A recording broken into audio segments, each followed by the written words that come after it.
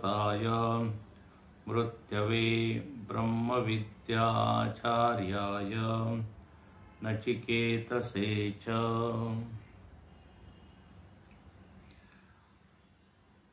इंद्रियेभ्यः परायर्था अर्थेभ्यश्च परं मनः मनसस्तु परा बुद्धिः बुद्धेरात्मा महान् परः महतः परमव्यक्तम् अव्यक्तात् पुरुषः परः पुरुषान्न परं किंचित् सा काष्ठा सा परा गतिः।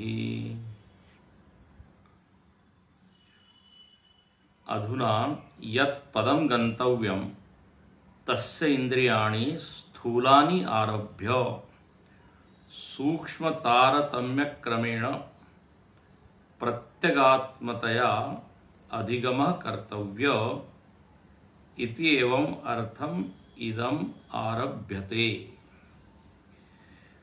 इन दो मंत्रों के ऊपर भाष्यकार लिखते हैं कि अब जो गंतव्य है, गंता का, जीव का जो लक्ष्य है, उस लक्ष्य तक कैसे साधक पहुंचता है उसका यहां मार्ग बताया है। और यहां जो लक्ष्य है उस लक्ष्य को प्रत्यगात्म रूप से समझना है। प्रत्यगात्मतया अधिगम मतलब वह लक्ष्य कहीं अन्य है, कहीं दूर है, ऐसा नहीं समझना है। इन दो मंत्रों का प्रयोजन यही है कि हम उस लक्ष्य को प्रत्यगात्म के रूप में अनुभव करें, समझे। अब उसके लिए अंतर यात्रा हमको करनी है। तो यहां पर उसके पड़ाव, उसकी स्टेप्स, सीढ़ियां, वो यहां पर श्रुति माता बड़ी कृपा पूर्वक हम लोगों को बताती है। अब इसमें जो पहली सीढ़ी है कि इंद्रियों से परे अर्थ है। अब ये जो पहली स्टेप है, यही समझने में लोगों को दिक्कत होती है। कहते हैं ना, यात्रा की शुरुआत, स्टार्टिंग ट्रबल। बाकी आगे तो ठीक है, लेकिन ये पहली स्टेप समझने में काफी भ्रम लोगों को हो जाता है, क्योंकि अर्थ शब्द का अर्थ ठीक से समझा नहीं है। इंद्रियों से सूक्ष्म अर्थ है, ऐसा यहां पर बताया। तो अब यहां अर्थ का क्या अर्थ होगा, जरा ध्यान से समझ लीजिए। तो अर्थ का अर्थ एक तो होता है विषय, ठीक है, विषय। अब प्रायः हम लोगों को क्या लगता है कि विषय तो स्थूल है और इंद्रियां उनसे सूक्ष्म है, और यहां तो उल्टा ही बताया जा रहा है कि विषय सूक्ष्म है और इंद्रियां स्थूल है। हम लोगों ने विषय शब्द का अर्थ ले लिया है, ये जो जगत दिख रहा है, ये वर्ल्ड ऑफ ऑब्जेक्ट, नदी, पहाड़, पेड़, पौधे, इसका ये मतलब अर्थ शब्द का अर्थ ये ले लिया। तो बोले ये विषय कैसे सूक्ष्म होंगे इंद्रियों से? ये सबसे पहला पॉइंट समझना चाहिए। विषय बोलते ही ये जो टेंजिबल, सॉलिड, मटेरियल, यही सारी चीजें सामने आती है, और फिर हमको समझ में नहीं आता कि इनसे ये सब सूक्ष्म कैसे हैं इंद्रियों से। इसलिए यहां पर अर्थ शब्द का अर्थ ये स्थूल विषय नहीं है, ये पहला पॉइंट। तो फिर क्या है? तो भाष्यकार के भाष्य का सहारा लीजिए। भाष्यकार कहते हैं ये अर्थ क्या है, तो बोले जिनसे इंद्रियों की उत्पत्ति हुई, आरब्धानी इंद्रियाणि, यही अर्थ है आत्म प्रकाशनाय आरब्धानी। इंद्रिय जिनसे बने हैं, अर्थ शब्द का अर्थ वो है। अच्छा, अब किससे बनी है इंद्रिया? तो इंद्रिया महाभूतों से बनी है।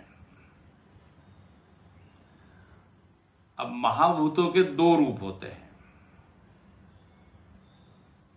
स्थूल महाभूत और सूक्ष्म महाभूत। महाभूत जब एक दूसरे में मिल जाते हैं तब वो हो जाते हैं स्थूल, और वो जो प्रक्रिया है महाभूतों को मिलाने की, उसको कहते हैं पंचीकरण। तो उससे महाभूत स्थूल बन गए, मतलब इंद्रिय ग्राही हो गए। स्थूल का अर्थ क्या है? दिखने लगे, इंद्रियों का वो विषय बन गए। तो जब स्थूल महाभूत बन गए तो स्थूल महाभूतों से स्थूल शरीर बनता है, और ये जितने भी विषय हम जो ग्रहण कर रहे हैं वो सब स्थूल पंचमहाभूत का ही परिणाम है। स्थूल शरीर से लेकर सूर्य, चंद्र, ग्रह, नक्षत्र, ये सब। अच्छा, और इन महाभूतों की जो सूक्ष्म अवस्था होती है उसको कहते हैं अपंचीकृत महाभूत। अपंचीकृत मतलब जब मिले हुए नहीं है।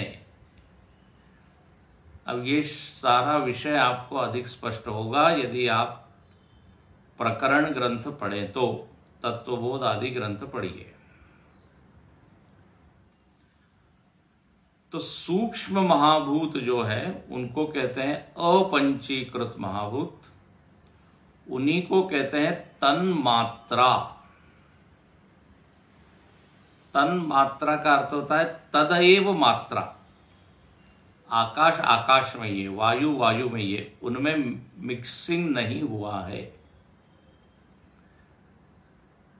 तो जब महाभूत मिले हुए नहीं हैं तो उनको कहते हैं अपंचीकृत महाभूत, उसी को कहते हैं तन्मात्रा, उन्हीं को कहते हैं सूक्ष्म महाभूत। ये तीन हमने शब्द दिए। और इन अपंचीकृत महाभूत से ही क्या बनी है? इंद्रियां।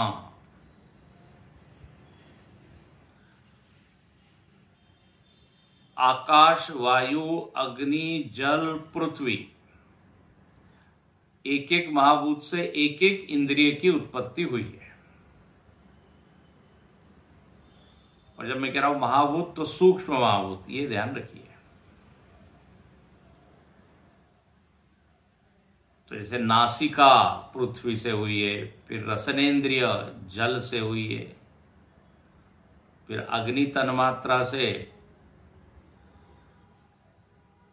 चक्षु है। इस तरह से एक एक आकाश से एक एक महाभूत से एक एक इंद्रिया बनी। इसलिए यहां भाष्यकार लिखते हैं आरब्धानी। ये जो अपंचीकृत महाभूत है, जिनको तन्मात्रा कहते हैं, ये कारण है इंद्रियों के, इसलिए ये इंद्रियों से सूक्ष्म है। अच्छा, अब इसी को थोड़ा और हम देखें। एक एक तन्मात्रा का एक एक विषय है। शब्द, स्पर्श, रूप, रस, गंध, आकाश, वायु, अग्नि, जल, पृथ्वी, इनका ये एक एक विषय है। तो अर्थ का अर्थ तन्मात्रा है और अर्थ का अर्थ विषय भी है, क्योंकि दोनों जुड़े हुए हैं। जैसे आकाश है तो आकाश में शब्द गुण है, वायु में स्पर्श गुण है, इसी तरह अग्नि में रूप है, जल में रस है, पृथ्वी में गंध है। तो ये तन्मात्रा के विषय है। अब ये तन्मात्रा कहिए या विषय कहिए, दोनों ही इंद्रियों से सूक्ष्म है, व्यापक है। जैसे उदाहरण के तौर पे शब्द, अब शब्द का संसार कितना बड़ा है, कितने तरह के शब्द हैं। कोई जोर से बोल रहा है, कोई धीरे बोल रहा है, कोई गा रहा है, कोई प्रवचन कर रहा है, कोई भाषण दे रहा है। ये सब नाद ही है ना, शब्द। तो ये शब्द कितना व्यापक है, और इंद्रियां तो सीमित है उस कंपैरिजन में, उसकी तुलना में। इसलिए इंद्रियां, इन विषय या तन्मात्रा, दोनों आप साथ में लीजिए, उसमें कोई गलत नहीं है, क्योंकि दोनों जुड़े हुए हैं बिल्कुल। वो सूक्ष्म है इंद्रियों से। इंद्रियां बनी ही इन तन्मात्राओं से हैं, सूक्ष्म पंचमहाभूतों से। तो जो कार्य होता है वो स्थूल होता है, कारण सूक्ष्म होता है।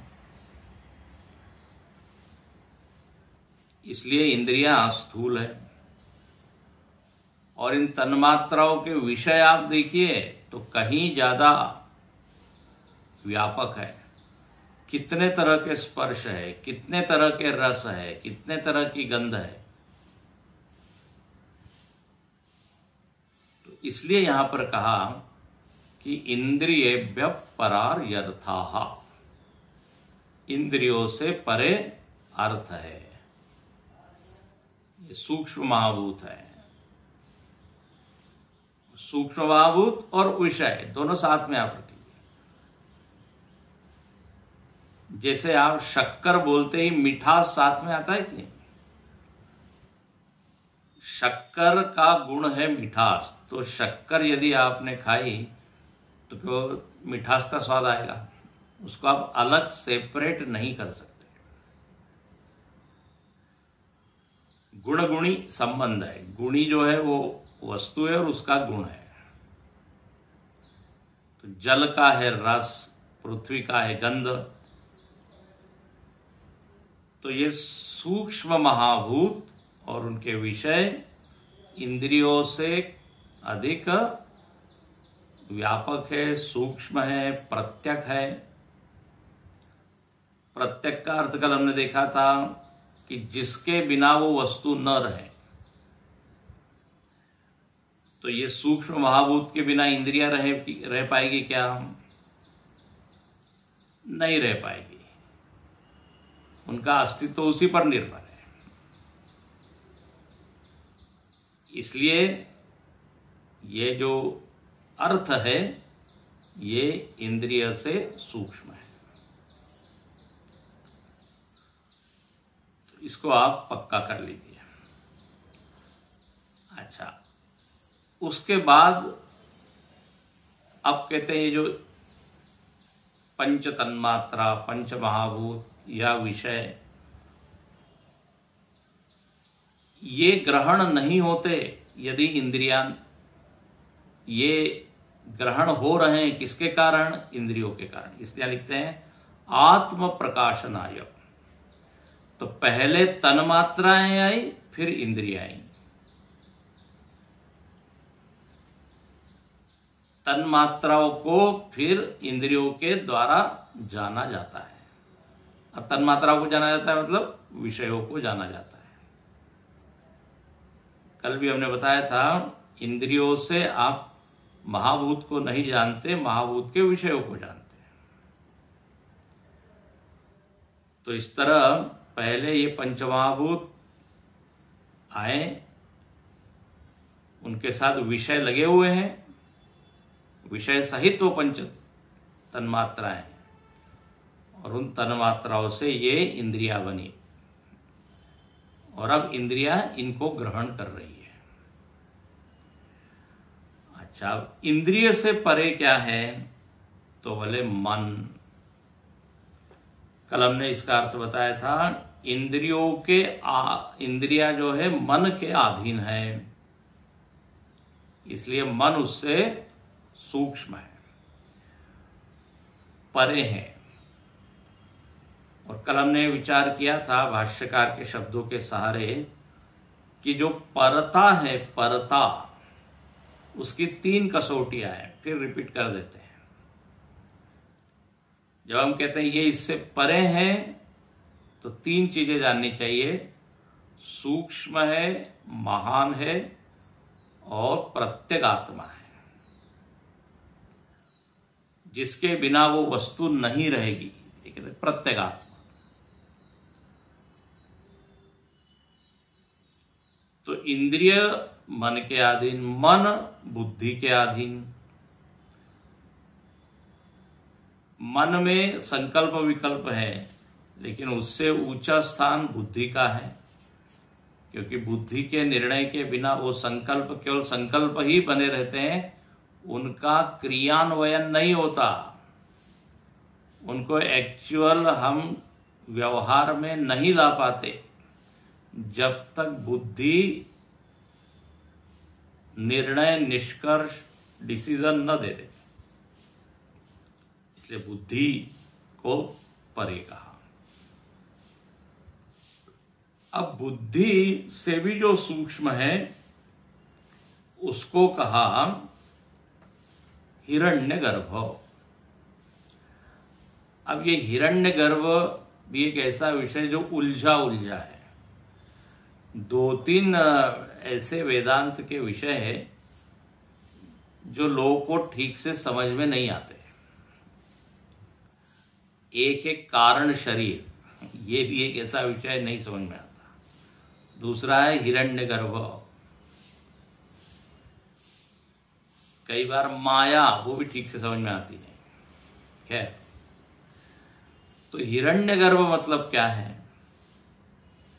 तो बोले जो बुद्धि के पीछे है, बुद्धि से सूक्ष्म है।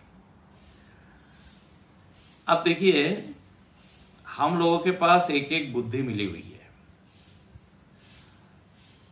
अब टेक्निकल एक शब्द बोल देता हूं।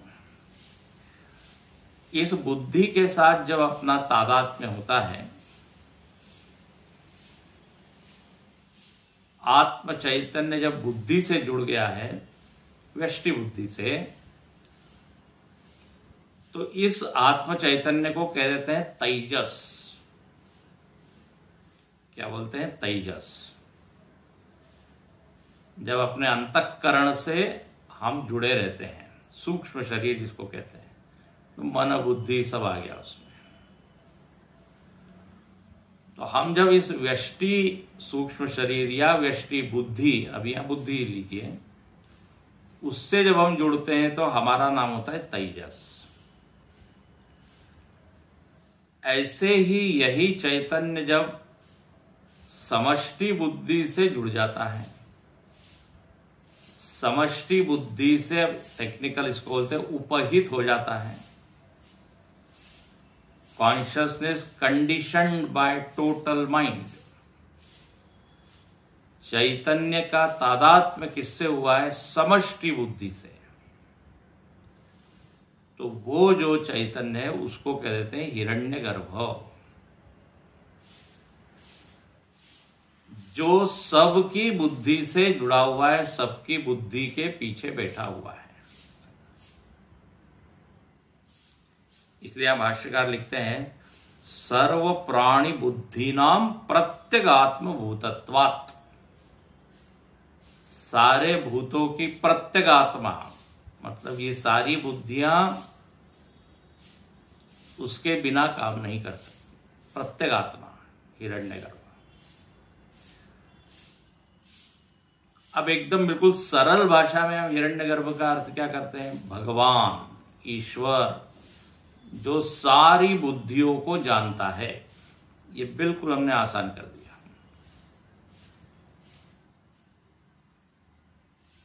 समष्टि बुद्धि, हम अल्पज्ञ है, वो सर्वज्ञ है, ऐसा हम बोलते हैं ना। तो सर्वज्ञ कब बोला जाएगा? जब सारे बुद्धियों में जो ज्ञान है उसको वो जानता है। तो हिरण्यगर्भ परमात्मा का ही एक नाम है, ऐसा आप समझो। हिरण्यगर्भ के ऊपर हम लोगों ने वेदांत विचार श्रृंखला, जो चिन्मय मिशन नासिक यूट्यूब है, उस पे एक 15 मिनट का एक वीडियो है, वो आप देख सकते हैं। तो बुद्धि से सूक्ष्म ये हिरण्यगर्भ। व्यष्टि में हम कहते हैं तेजस, और समष्टि के संदर्भ में उसी का नाम हो जाता है हिरण्यगर्भ। अच्छा, अब ये हिरण्यगर्भ जो है यह कहां से प्रकट हुआ?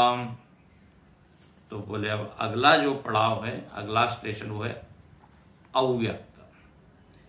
इसलिए जो 11वें मंत्र में श्रुति माता बताती है महतः परम अव्यक्तम। महतः बोले महान तत्व, जिसको महत तत्व कहते हैं। हिरण्यगर्भ कोई दूसरा नाम है महत तत्व, ये भी याद रखिए। हिरण्यगर्भ का ही दूसरा नाम महत तत्व है। तो बोले महत तत्व से परे अव्यक्त है, तो इसको बताते हैं महतो अपि परम।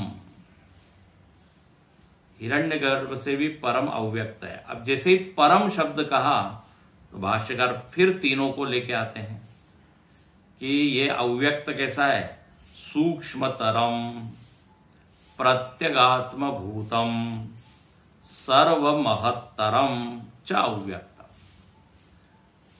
अब जब भाष्यकार ने ये बोल दिया कि परम के 3 अर्थ होते हैं, तो हर स्टेप में वो बता रहे हैं। तो अव्यक्त जो है हिरण्यगर्भ से अधिक सूक्ष्म, अधिक व्यापक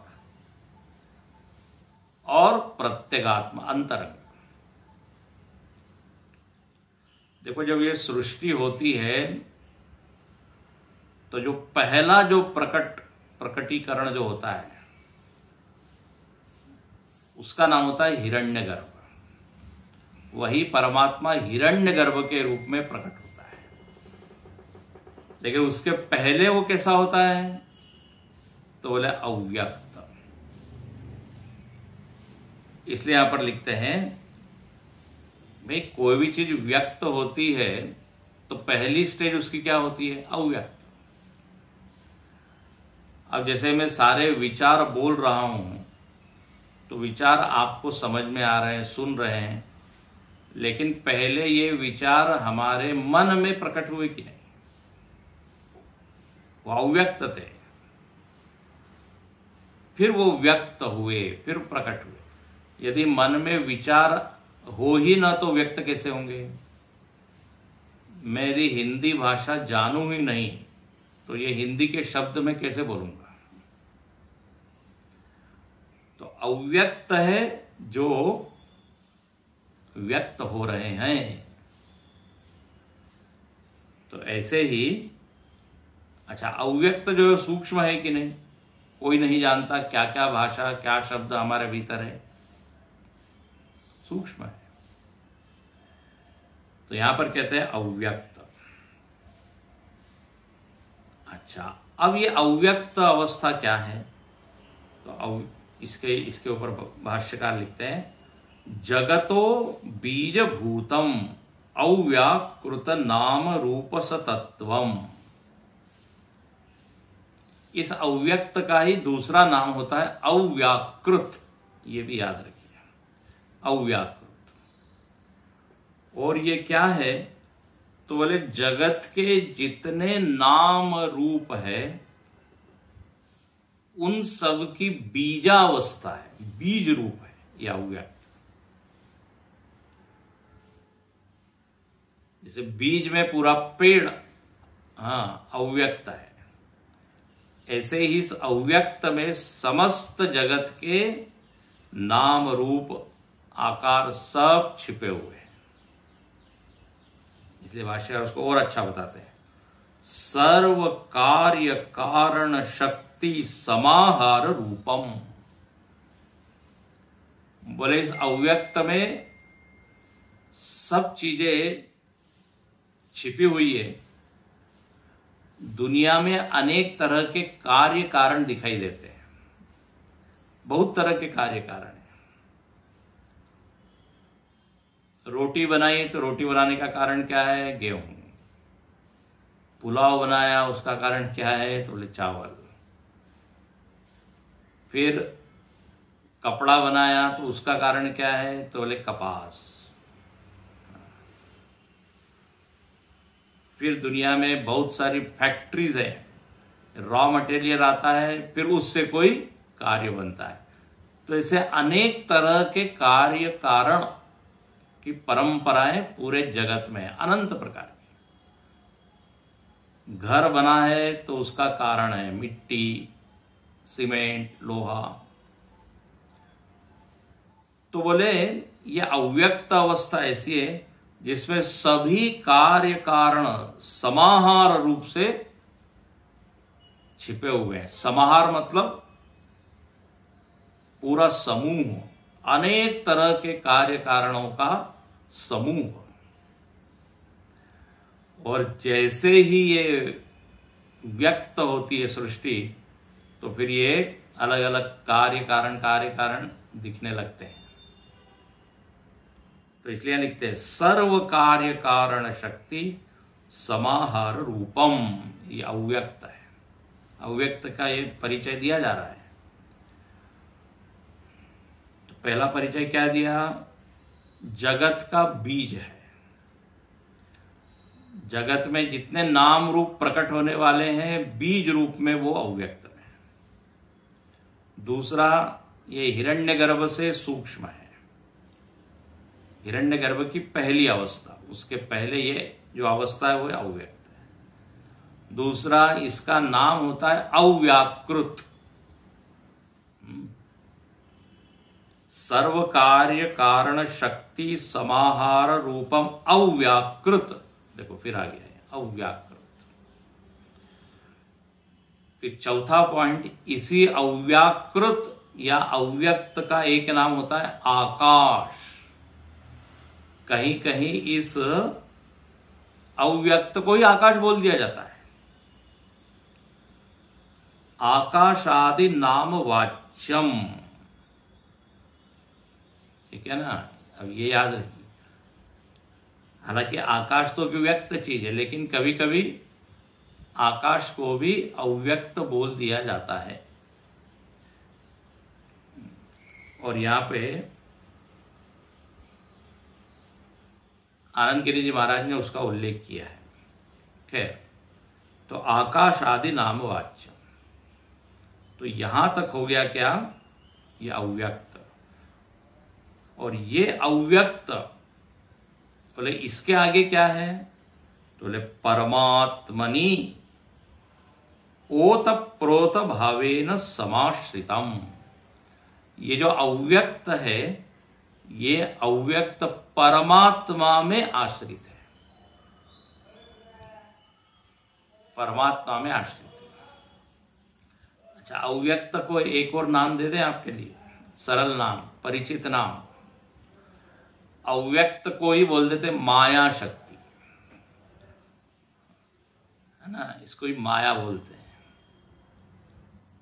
विवेक चूड़ामणि में शंकराचार्य जी ने माया का निरूपण करते हुए कहा है। तो उसी में सारा जगत छिपा हुआ है, उसी में से प्रकट होता है। अच्छा, अब ये जो अव्यक्त है या जो माया है, अव्याकृत है, ये परमात्मा पर आश्रित है। ये अगला पॉइंट है। परमात्मनि ओतप्रोत, परमात्मा का यदि आधार न हो तो ये अव्यक्त का अस्तित्व नहीं रहेगा। समाश्रितम।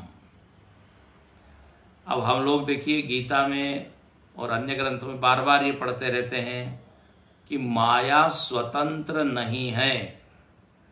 जिन लोगों ने सुना होगा उनको याद होगा, माया हमेशा क्या है? परतंत्र है, परमात्मा के परतंत्र, अधीन। माया का भी बॉस कौन है? परमात्मा है। माया में सब चीज छिपी हुई है, पूरे जगत को प्रकट कर देगी, लेकिन स्वतंत्र रूपेण न। मयाध्यक्षेण प्रकृति सूयते स चराचरम। मेरी अध्यक्षता में ये प्रकृति या अव्यक्त या माया ये व्यक्त होती है। चेतन की सन्निधि के बिना या चेतन के अधिष्ठान के बिना ये काम नहीं कर सकते। जैसे बल्ब में प्रकाश देने की सामर्थ्य तो है, ध्यान से सुनिए, उसमें जो फिलामेंट है उसमें प्रकाश को उत्पन्न करने की सामर्थ्य है, लेकिन वो तभी काम करेगा जब आधार में क्या हो? विद्युत हो। तो बल्ब क्या कहेगा? विद्युत आश्रित। तो परमात्मा उसमें जब तक ओतप्रोत नहीं होगा, ये अव्यक्त शून्य रहेगा, उसमें कुछ जीवन नहीं रहेगा। इसलिए आप भाष्यकार लिखते हैं परमात्मनि ओतप्रोत भावेन समाश्रितम वटकणिकायाम इव वट वृक्ष शक्ति ही। जैसे पूरा वट वृक्ष उस वट के बीज में रहता है और उस बीज में शक्ति होती है पूरे पेड़ को व्यक्त करने की, बोले ऐसे ही इस अव्यक्त में क्या है? शक्ति है, लेकिन वो स्वयं से नहीं कर। जैसे बीज है, वो बीज यदि हवा में रहेगा तो उसमें कुछ नहीं होगा। उसको जब तक आप पृथ्वी पर उसको बोओगे नहीं, मतलब पृथ्वी चाहिए, तब जाके वो बीज क्या होगा? व्यक्त होगा। ऐसे ही परमात्मा है, परमात्मा में यह अव्यक्त है, आधार है उसका, और उस परमात्मा से ही वो चेतनवान है, सत्तावान है। परमात्मा उससे भी सूक्ष्म है, अव्यक्त से। अभी आएगा। तो उस परमात्मा के आधार में अव्यक्त काम करता है। फिर अव्यक्त ही हिरण्यगर्भ, फिर हिरण्यगर्भ से ही फिर बुद्धि, मन, इंद्रियां, तन्मात्राएं, ऐसा क्रम फिर आता है। तो अब यहां पे कहते हैं ये जो अव्यक्त है, अव्यक्त से परे पुरुष है, जिसको अभी हमने परमात्मा कहा। तो इसलिए अव्यक्तात् पुरुष परः, अव्यक्त से परे पुरुष है। तो यहां भाष्यकार लिखते हैं तस्मात्, तस्मात् मतलब कस्मात्, ये अव्यक्त का आधार परमात्मा है, इसलिए परमात्मा परः है। परमात्मा सूक्ष्म है, वही तीनों आ गया।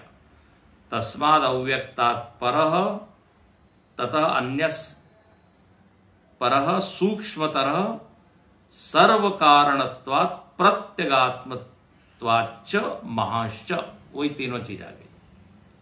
जो पुरुष है वो सूक्ष्म है, और सर्व कारण, इस अव्यक्त का भी कारण है, इसलिए प्रत्यगात्मा है। अव्यक्त की आत्मा कौन है? ये पुरुष, अंतरंग है उससे भी। प्रत्यगात्मा शब्द का अर्थ हमने देखा था, अनपायिनः, जिसके बिना वो वस्तु न रहे। तो पुरुष के बिना ये अव्यक्त रह नहीं सकता, इसलिए पुरुष प्रत्यगात्मा है। पुरुष अंतरंग है, महान है। तो तीनों फिर से ले आए। सूक्ष्मतर सर्व कारणत्वात्, सबका कारण होने के कारण पुरुष जो है वो प्रत्यगात्मा है और महान है।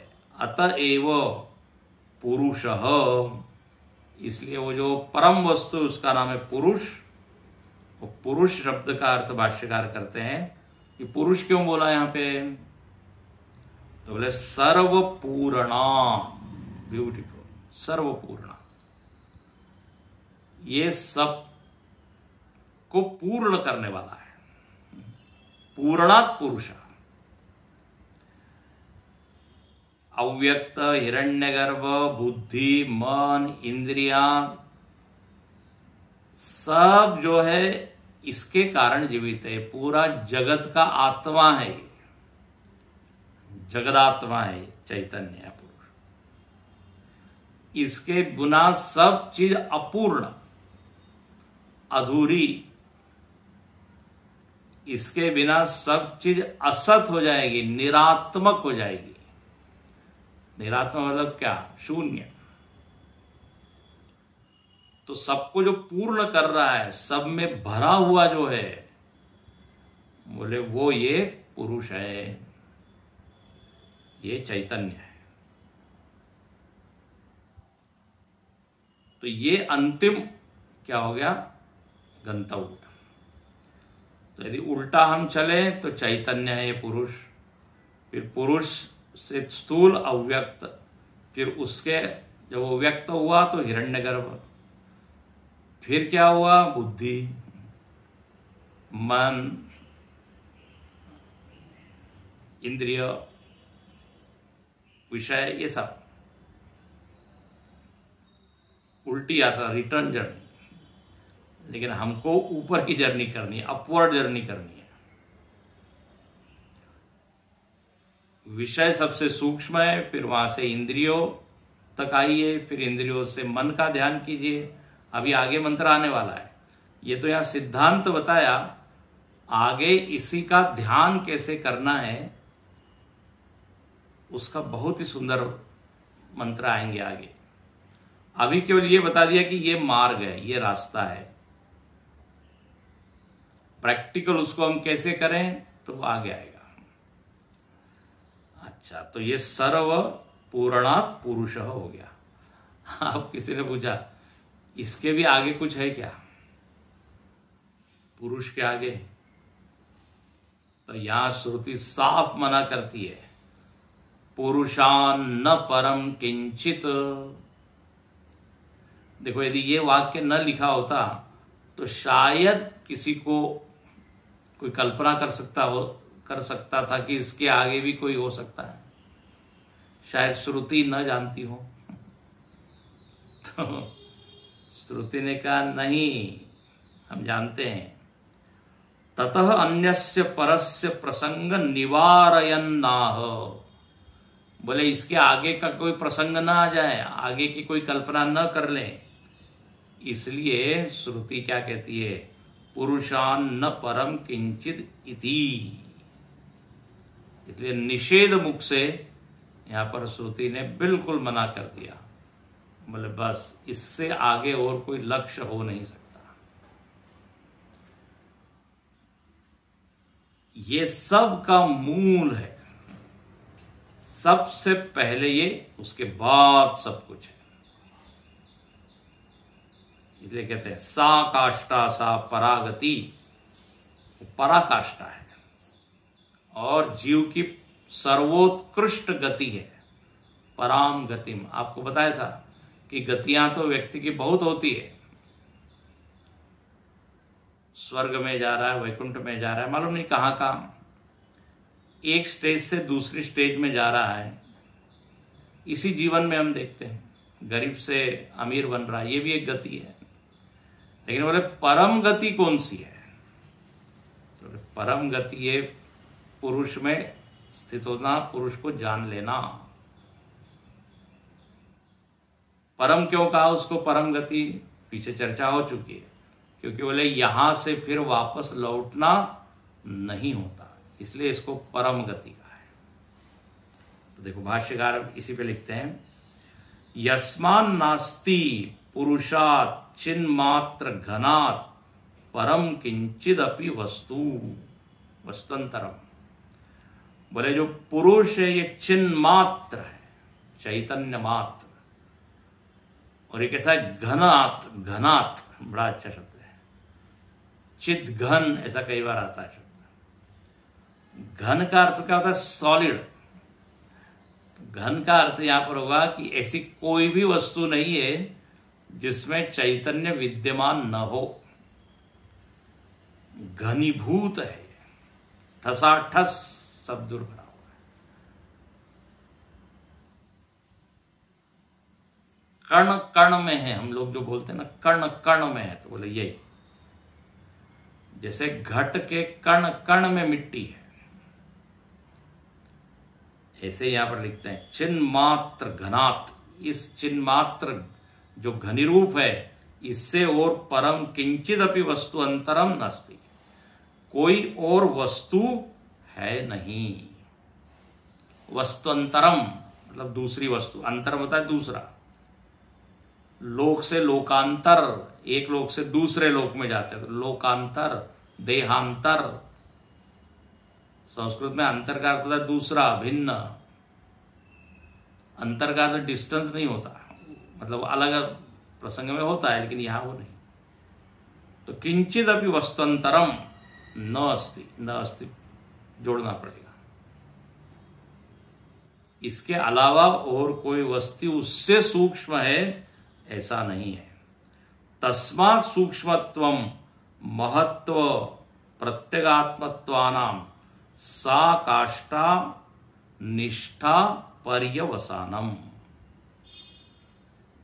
बोले यहां जो पुरुष है ये पर्यवसान है। काष्ठा का अर्थ क्या था? पराकाष्ठा। पराकाष्ठा मतलब क्या है? पर्यवसान। हिंदी में कहते हैं पराकाष्ठा हो गई, निर्लज्जता की पराकाष्ठा हो गई, इसको शर्म नहीं आ रहा, इससे और क्या हो निर्लज्जता का व्यवहार करेगा। पराकाष्ठा मतलब ज्ञान की पराकाष्ठा, गुणों की पराकाष्ठा, मतलब उससे आगे कुछ नहीं है, अतिशयता उसको कहते हैं।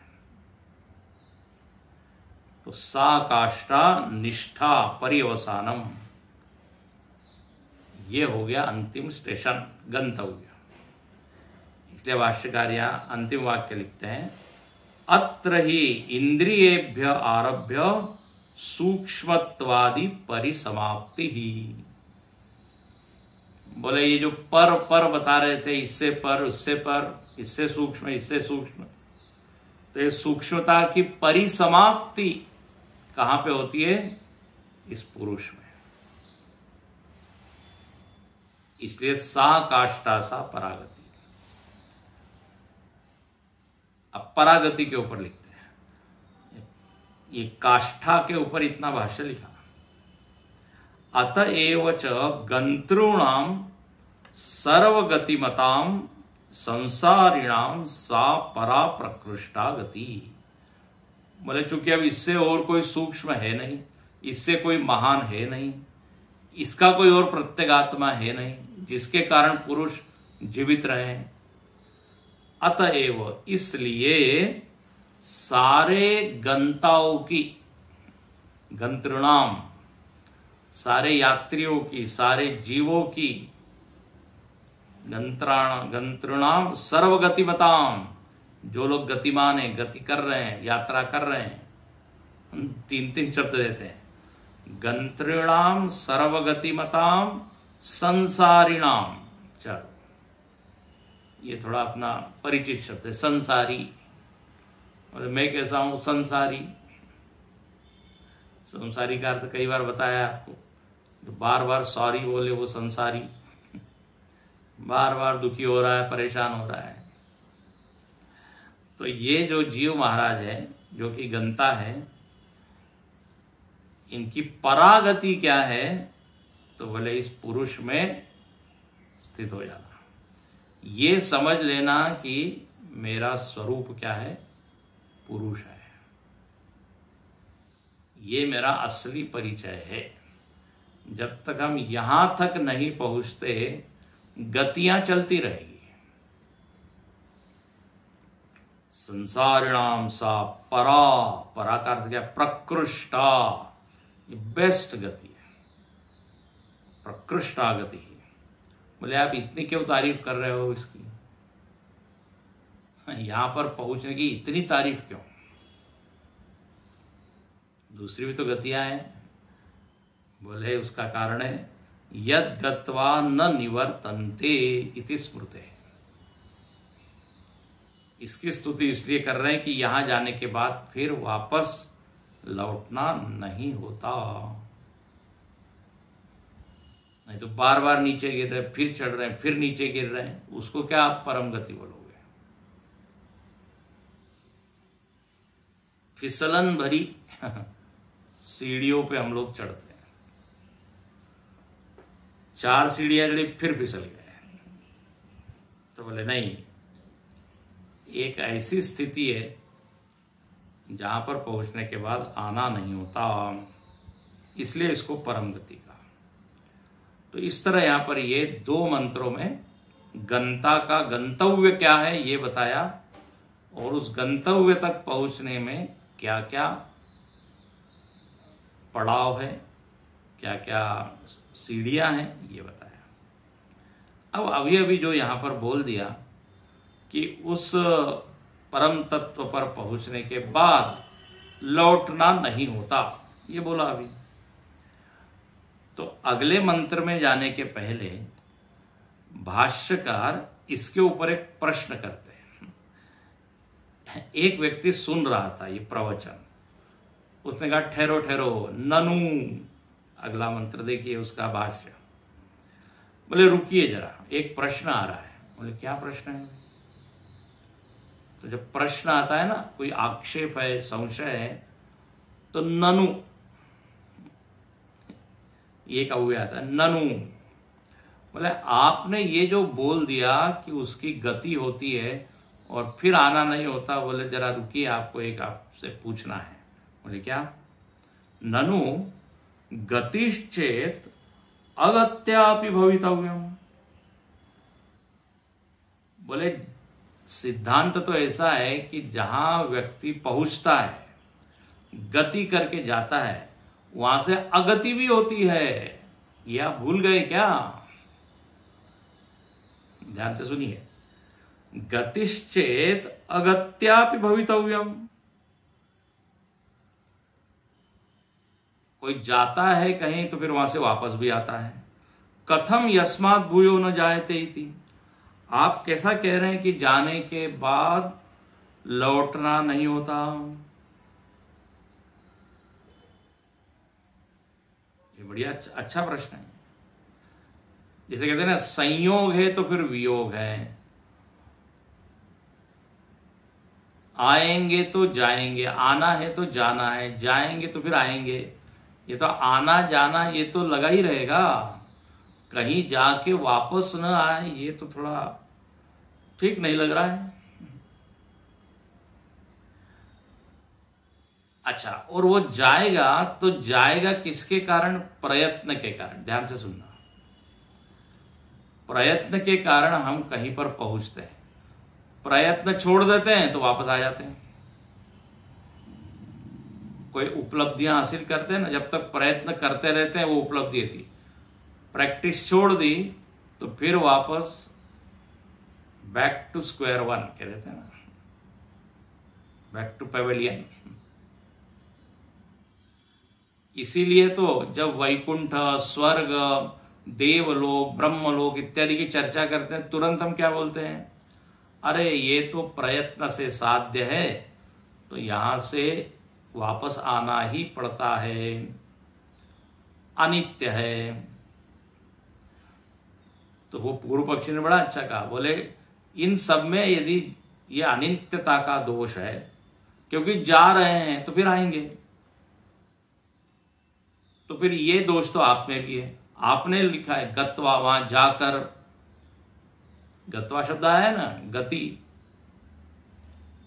तो जाने के बाद नहीं आएंगे, ये आप कैसे कह रहे हैं? वास्तव में ये प्रश्न नहीं है, इसमें से एक बहुत बड़ा सिद्धांत निकल रहा है। भाष्यकार ने उसको प्रश्न के रूप में रखा है, आक्षेप के रूप में रखा है। सिद्धांत क्या निकल रहा है, तो यहां भाष्यकार उत्तर देते हैं, नैष दोष। बोले इस वाक्य में कोई दोष नहीं है, या ये जो कहा कि पुरुष में जाने के बाद फिर वापस आना नहीं होता, ये दोष युक्त वाक्य नहीं है। बोले क्यों नहीं है? बोले बताते हैं, सर्वस्य प्रति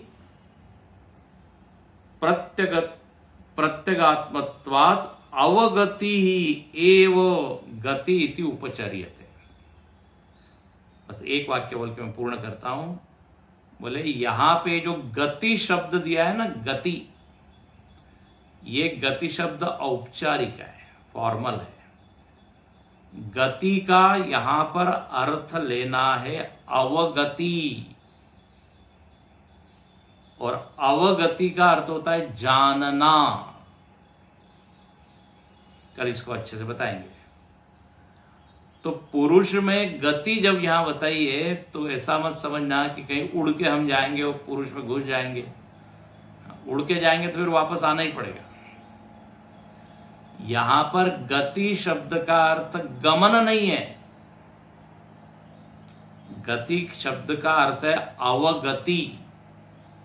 अवगति का अर्थ होता है जानना।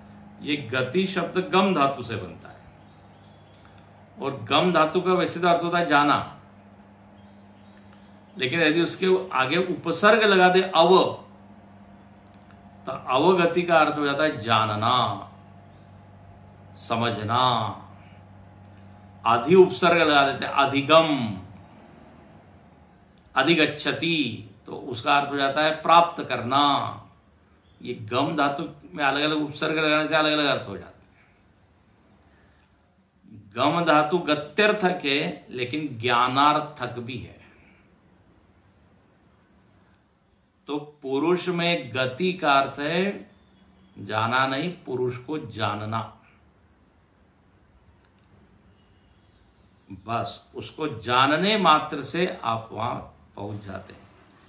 इसलिए आप जो ऐसा समझ रहे हैं कि जैसे हम स्वर्ग में जा रहे हैं, वैकुंठ में जा रहे हैं, वैसा नहीं है। डेफिनेटली उस तरह की यदि गति होती तो आपका आक्षेप बिल्कुल सही था। गति है तो फिर अगति होती, वापस आना होता। कल इसको और अच्छे से देखेंगे। और फिर अगला मंत्र जो है, क्योंकि ये बहुत महत्वपूर्ण पॉइंट है, क्योंकि हम ये बार बार शब्द सुनते हैं ना, पहुंचे हुए आदमी है वो वहां पहुंच गए, तो एक ऐसी कल्पना करते हैं कि कहीं एक दिन होगा और एक कोई विशेष स्थान होगा, वहां हम पहुंचेंगे, जैसे ट्रेन पहुंचती है, ऐसा नहीं है। अवगति। ओम पूर्णमदः पूर्णमिदं पूर्णात् पूर्णमुदच्यते पूर्णस्य पूर्णमादाय पूर्णमेवावशिष्यते।